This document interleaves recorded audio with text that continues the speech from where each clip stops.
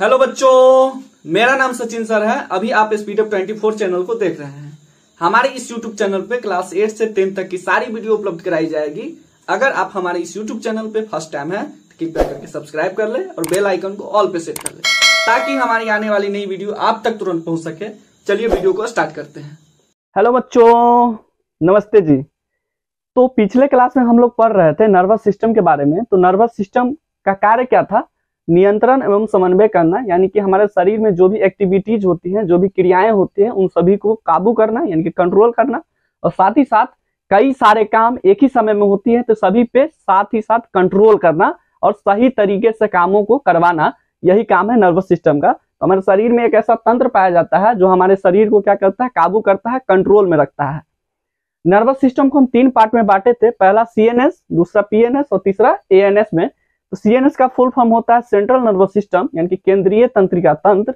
तो हमारे शरीर के जो बीचे बीच पाया जाता है उसे हम सेंट्रल नर्वस सिस्टम कहते हैं। तो हमारे शरीर के बीचे बीच जो पाया जाता है ब्रेन और स्पाइनल कॉर्ड, रीढ़ की हड्डी के अंदर होता है स्पाइनल कॉर्ड, वो हमारे शरीर के बीचों बीच पाया जाता है, उसे हम कहते हैं सेंट्रल नर्वस सिस्टम।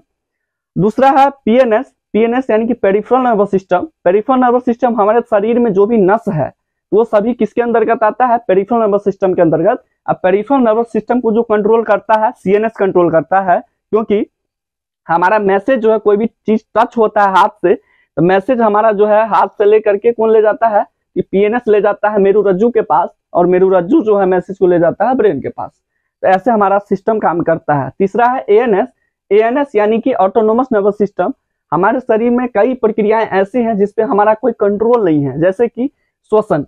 तो सांस जब हम ले रहे हैं तो ऐसा नहीं है कि हम जो है श्वसन को कह दिए कि जाओ बुआ 2 दिन के लिए जो है छुट्टी है, 2 दिन के बाद आना, और फिर से जो है हम शरीर को काम करवाएंगे, ऐसा नहीं है। एक हार्ट बीट है, हार्ट बीट भी ऑटोमेटिक धड़कता है। हार्ट बीट को ऐसे नहीं कहता है कि 2 दिन के लिए तुम्हारा छुट्टी है ना, छुट्टी बनाओ 2 दिन के लिए, फिर आना तो फिर से जो है काम करना। जब से पैदा हुए हैं तब से हार्ट बीट मेरा काम कर रहा है ना, करता ही रहेगा जब तक आदमी जिंदा रहता है। तो हार्ट बीट को कंट्रोल में रखना ये हमारे बस का बात नहीं है। जैसे छींक आता है तो छींक को आप कंट्रोल नहीं कर सकते हैं, है ना।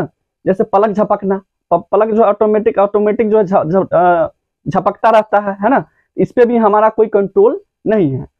फिर जो है अब हम आगे की वीडियो में सीएनएस पढ़ने वाले हैं, एक एक करके अलग अलग पढ़ेंगे। ये वीडियो 4-5 क्लास में जा सकती है, लेकिन फुल डिटेल में वीडियो बनाया जाएगा। आप लोग जो अंत तक जरूर देखिएगा और 3-4 वीडियो इसका बनेगा। अगर आप हमारे चैनल पे नए हैं तो कृपया करके चैनल को सब्सक्राइब कर देंगे और बेल आइकन को ऑल कर देंगे, क्योंकि हम जब भी वीडियो अपलोड करेंगे तो आपके पास नोटिफिकेशन तुरंत पहुंच सके। ठीक है, एक एक करके पढ़ने वाले हैं। तो आज के क्लास में हम सीएनएस पढ़ने वाले हैं। तो सीएनएस को 2 पार्ट में विभाजित किए थे, पहला ब्रेन और दूसरा स्पाइनल कॉर्ड।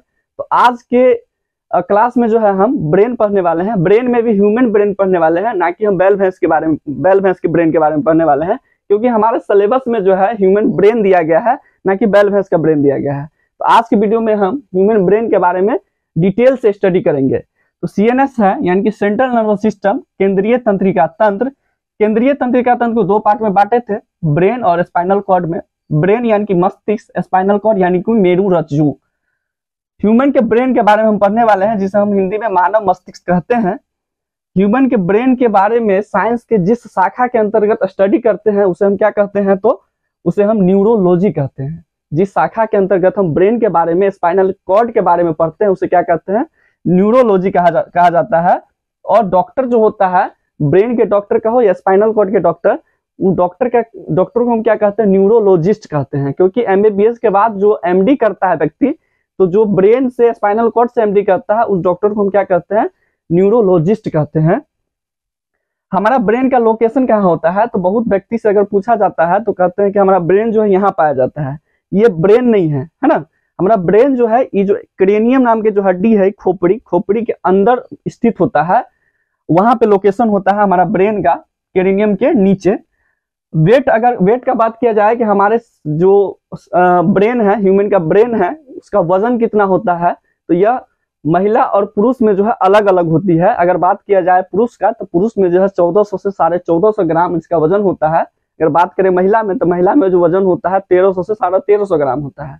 तो एक बच्चा जब हम ऑफलाइन क्लास ले रहे थे तो कह रहा था कि सर हमारे पापा जो है कहते हैं कि लेडीज का जो दिमाग है जो घुटना में होता है। उसको फिर समझाए कि बाबू अगर घुटना में होता तो हर व्यक्ति का जो प्रथम टीचर होता है वो माँ ही होता है, और अगर घुटना में उनका दिमाग होता तो कोई भी जो इंजीनियर बनता है, डॉक्टर बनता है, साइंटिस्ट बनता है, तो साइंटिस्ट इंजीनियर डॉक्टर नहीं बना होता है ना। ऐसा नहीं है, हमारे समाज में ये अफवाह फैलाया जाता है, कई सारे अफवाहें हैं, इसमें से यह भी एक अफवाह है कि घुटना में जो है दिमाग होता है, चाहे कम होता है दिमाग लेडीज का, तो दिमाग का वजन कम होता है, दिमाग कम नहीं होता है। अगर ऐसा रहता तो जेंट्स में जो पुरुष में जो है दिमाग तो सबका 14 से 14.5 ग्राम है, तो कोई तेज होता है, कोई बुद्धिमान होता है, कोई भूसकोल होता है, वो तो बराबर होना चाहिए था, वो भी तो तेज होना चाहिए था, लेकिन ऐसा नहीं होता है ना। तो ये सब जो है गलत अफवाहें फैलाई जाती है। हमारा देश जिस अभी देखिए कि अभी जो भी हमारा इंडिया का जो टफेस्ट एग्जाम सब है, यूपीएससी है, नीट है, आईआईटी जेईई मेंस है, इस सब में जो टॉप अगर करता है, ज्यादा रेशियो अगर निकालिएगा तो महिला का ही रेशियो अधिक है। टॉपर से कौन निकलती है? तो महिला निकलती है। तो महिला का दिमाग कम नहीं होता, उनका वजन कम होता है, वो सब अपना दिमाग अच्छी तरह से इस्तेमाल करती है। हम भी देखे हैं कई सारे महिलाओं को जो बहुत तेज थी, है ना, बहुत तेज है, उनका दिमाग भी बहुत तेज है। अधिकारी सब भी जो है बहुत अभी महिला सब बनती है।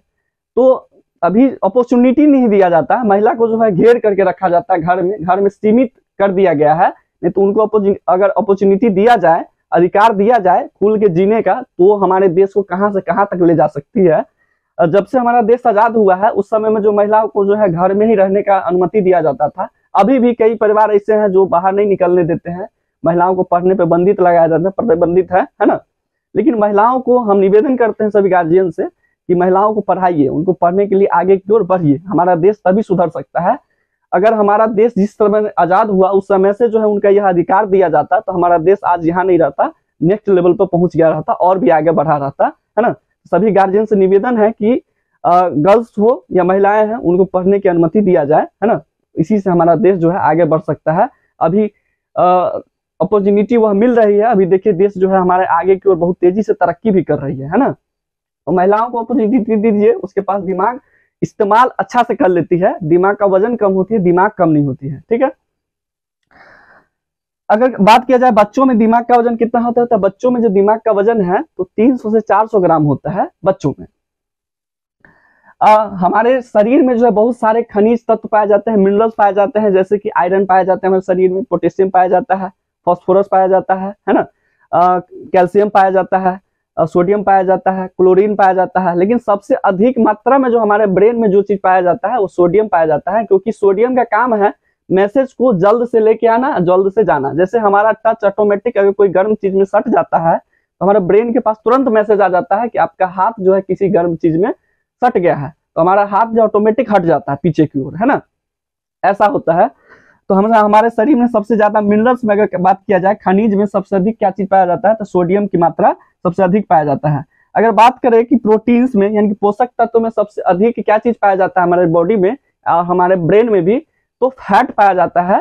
फैट यानी कि वसा, जिससे आदमी का जो है गुद्दा बढ़ता है, तो वसा पाया जाता है। वसा इसलिए पाया जाता है क्योंकि वसा में जो है सबसे अधिक ग्लूकोज की मात्राएं पाई जाती है।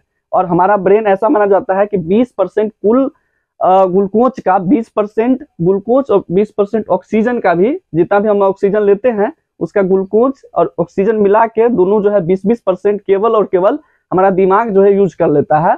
सबसे अधिक अगर कोई भी चीज इस्तेमाल करता है हमारे बॉडी पार्ट का एनर्जी, तो सबसे ज्यादा एनर्जी जो इस्तेमाल करता है हमारा ब्रेन इस्तेमाल करता है, करीब 20% हमारे कुल जो है ऊर्जा का। कुल ऊर्जा का 20% ग्लूकोज प्लस ऑक्सीजन केवल ब्रेन यूज करता है।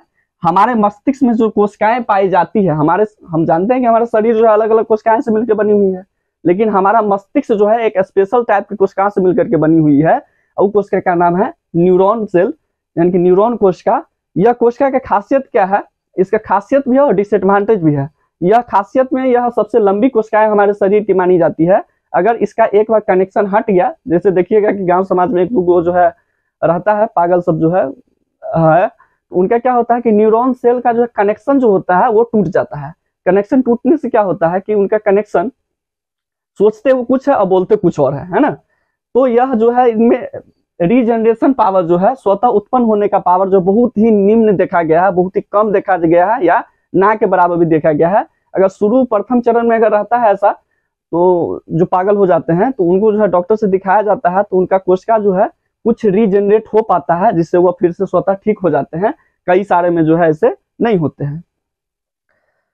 हमारे मस्तिष्क में जो कोशिका पाया जाता है न्यूरॉन, यानी न्यूरॉन तंत्रिका कोशिका पाई जाती है, ये सबसे लंबी कोशिकाएं होती है। इसका कुछ डिसएडवांटेज भी है, जो अगर एक बार यह टूट गया तो बहुत कम, यानी कि बहुत कम रीजनरेट हो पाते हैं।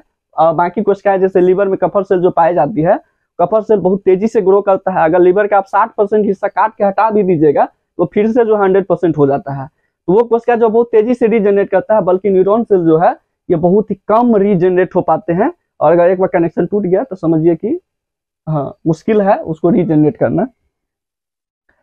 और ये सबसे लंबी कोशिकाएं हमारे शरीर की होती है। करीब हमारे ब्रेन में जो है न्यूरॉन सेल 100 मिलियन, यानी कि करीब करीब 10 करोड़ के आसपास कोशिकाएं पाई जाती है हमारे ब्रेन में, है ना। स्वतः ठीक होने की क्षमता बहुत कम होती है इसमें।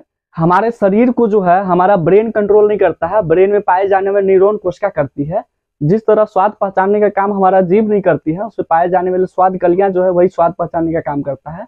जिस तरह सूंघने का काम जो है हमारा नाक नहीं करती है, उसमें जो है पाए जाने वाली कोशिका वो करती है। जिस तरह सुनने का काम हमारा कान नहीं करती है, उसमें पाए जाने वाली कोशिका करती है। उसी प्रकार हमारे ब्रेन को जो है, हमारे शरीर को जो ब्रेन कंट्रोल नहीं करता है, उसमें पाए जाने वाली न्यूरॉन कोशिका जो है उसको कंट्रोल करती है। ब्रेन के ऊपर एक कवरिंग पाई जाती है जिसे हम मेनिंजेस कहते हैं, और मेनिंजेस के ऊपर भी एक कवरिंग पाई जाती है जिसे हम क्रेनियम कहते हैं। क्रेनियम हड्डी का नाम है ना। बहुत ही कठोर हड्डी होता है। कठोर हड्डी यानी कि क्रेनियम हड्डी के नीचे एक मेनिंजेस का लेयर पाई जाती है जो वायरस या बैक्टीरिया से इन्फेक्शन होने से ब्रेन को बचाता है। अगर मान लीजिए कि वायरस बैक्टीरिया ब्रेन में घुस गया तो मेनिंजाइटिस नाम की बीमारी हो जाता है। इस बीमारी में जो है इसके कॉमन लक्षण जब देखा जाता है, सिर में दर्द करना, स्पाइनल कॉर्ड में दर्द करना, सर में चक्कर आना, बुखार लगना, ये सारी जो है कॉमन लक्षण देखा जाता है इस बीमारी के अंतर्गत।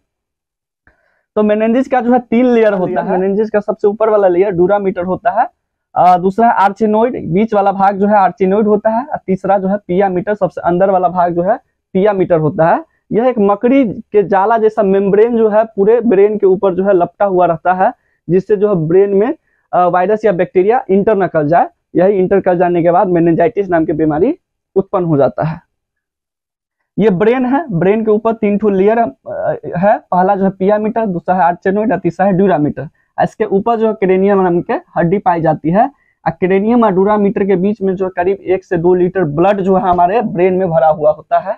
इसीलिए अब ब्रेन में पाया जाती है क्या, तो आरबीसी, आरबीसी के अंदर होता है क्या, तो हीमोग्लोबिन, हीमोग्लोबिन के अंदर होता है आयरन। आयरन क्या करता है, ऑक्सीजन को ट्रांसपोर्ट करने का काम करता है ना। इसीलिए हमारा शरीर में जो है सबसे ज्यादा ऑक्सीजन की मात्रा की जरूरत होती है और ग्लूकोज की भी मात्रा की जरूरत होती है, क्योंकि हमारे ब्रेन में जो है करीब 1 से 1.5 या 2 लीटर तक जो है ब्लड जो है पाया जाता है। क्योंकि हमारे ब्रेन में जो है 1 से 2 लीटर ब्लड पाया जाता है, इसीलिए सबसे ज्यादा जो है एनर्जी और सबसे ज्यादा जो है ऑक्सीजन की मात्रा हमारे ब्रेन की पड़ती है। क्योंकि सबसे ज्यादा सोचने का काम जो है, पूरे बॉडी को कंट्रोल करने का काम कौन करता है, तो हमारा ब्रेन करता है। ब्रेन के ऊपर का लेयर का क्या चीज कहते हैं, ब्रेन के ऊपर के लेयर को हम मेनिंजेस कहते हैं, मेनिंजेस के ऊपर के लेयर को जो हम क्रेनियम कहते हैं। क्रेनियम और मेनिंजेस के बीच में जो है करीब 1 से 2 लीटर ब्लड पाई जाती है। कल जो है हम ब्रेन के पार्ट्स देखने वाले हैं। ब्रेन के 3 पार्ट्स बांटा गया है, फोर ब्रेन, मिड ब्रेन और हैंड ब्रेन में। उसको हम फिर से डिटेल में पढ़ेंगे। आज तक बस इतना ही रखते हैं क्योंकि वीडियो लंबा हो जाएगा, है ना। अगर आपको वीडियो अच्छी लगी हो तो कृपया करके चैनल को सब्सक्राइब कर लेंगे और बेल आइकन को ऑल पे सेट कर लेंगे। वीडियो अच्छा लगा हो तो लाइक कर दीजिएगा और एक प्यारा सा कमेंट जो है कर दीजिएगा कि आपको वीडियो हमारी कैसी लगती है। इसी के बाद अपने वाणी को विराम देते हैं। धन्यवाद, नमस्ते।